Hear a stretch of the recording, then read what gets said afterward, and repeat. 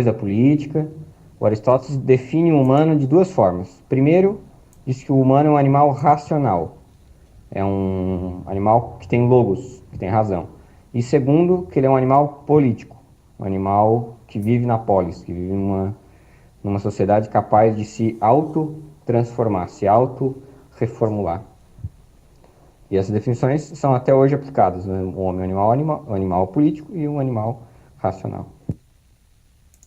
Quanto às influências biológicas, no caso dos humanos, elas existem, mas elas não são determinantes. O que eu quero dizer com isso? Que o que vai determinar no fundo vai ser a política daquela sociedade.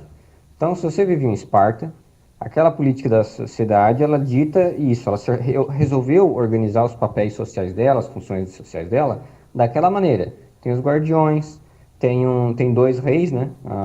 Tinha dois reis em vez de um, né? Em Esparta. Tem tantos que fazem parte do círculo lá dos mais velhos, que são como se fossem senadores lá de Esparta, círculo dos anciões, né? São 60 membros. Aí tem essas funções todas, né? Então, isso aí tudo é uma organização. Para você estar ali no ciclo dos anciões, você tem que ter já uns 60 anos.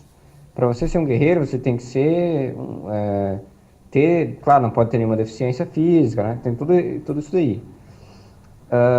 E aí, está numa sociedade dessa e nasce alguém deficiente, alguém que tem alguma síndrome de Down, por exemplo, em Esparta, é bem provável que eles vão matar, vão sacrificar esse sujeito.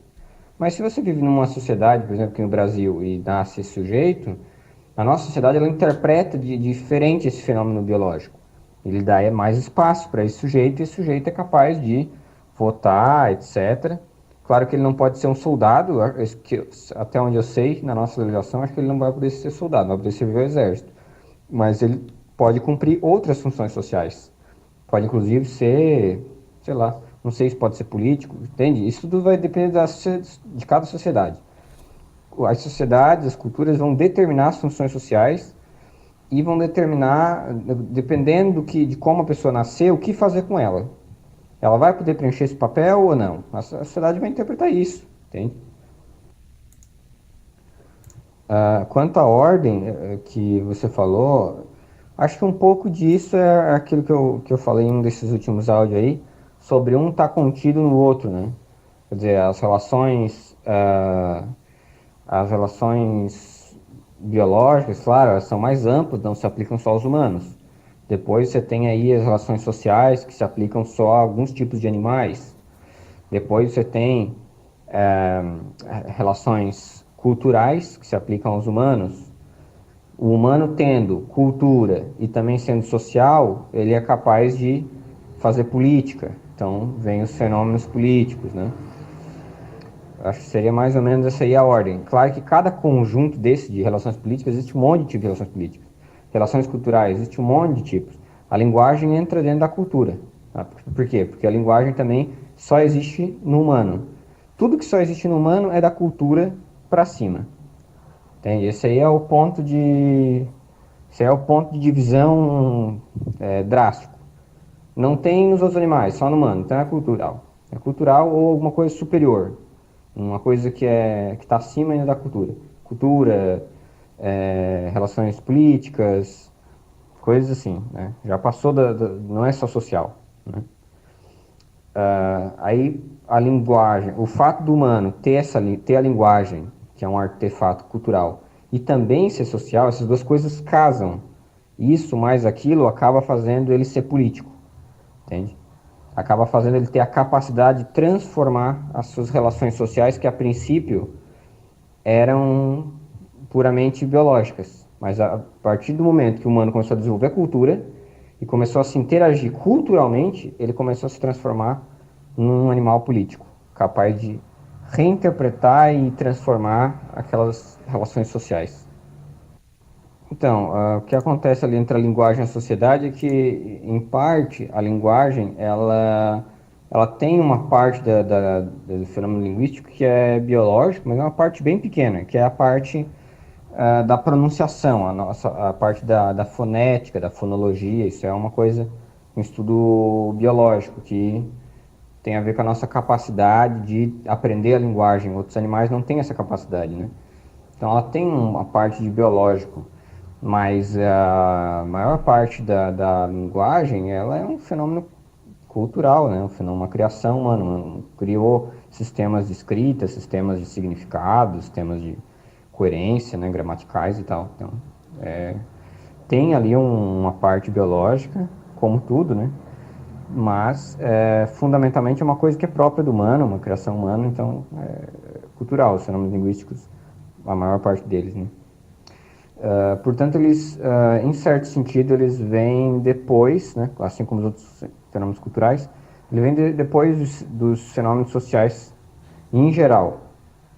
Porém, o humano ele tem vários fenômenos sociais que já estão permeados pela cultura, porque como humano, como eu falava, né? Como humano é um animal político, tem que se entender, isso é importante ter essa diferença entre as funções sociais do humano e as funções sociais dos outros animais.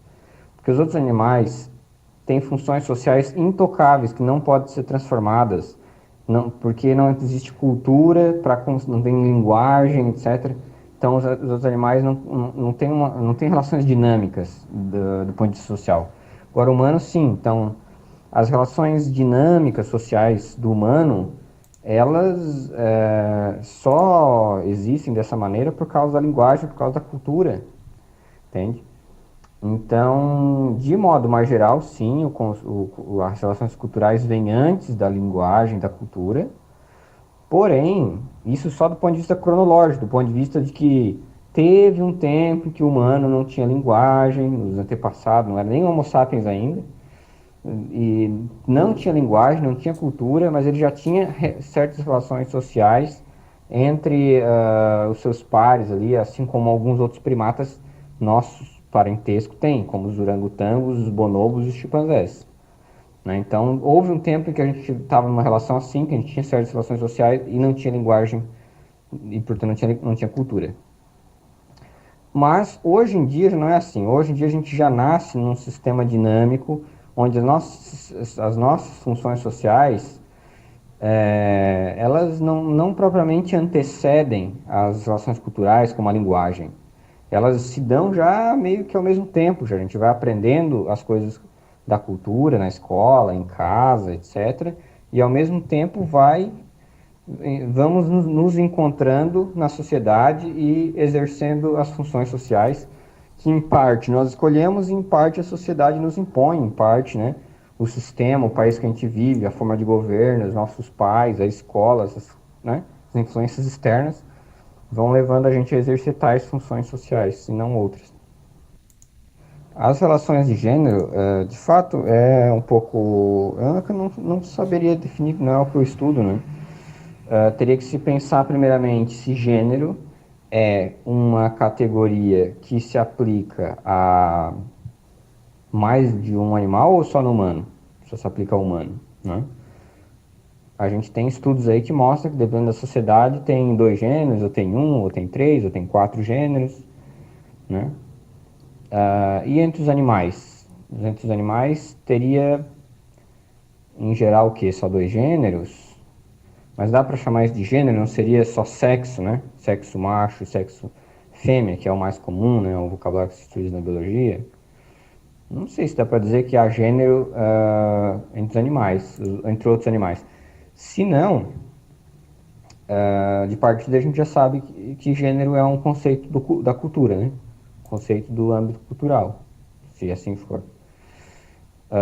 Sabendo disso, a gente já sabe que as relações de gênero só pode ser da cultura para cima, né? Ou são relações culturais ou são relações daí para cima, né? Relações políticas, né? Teria que ver.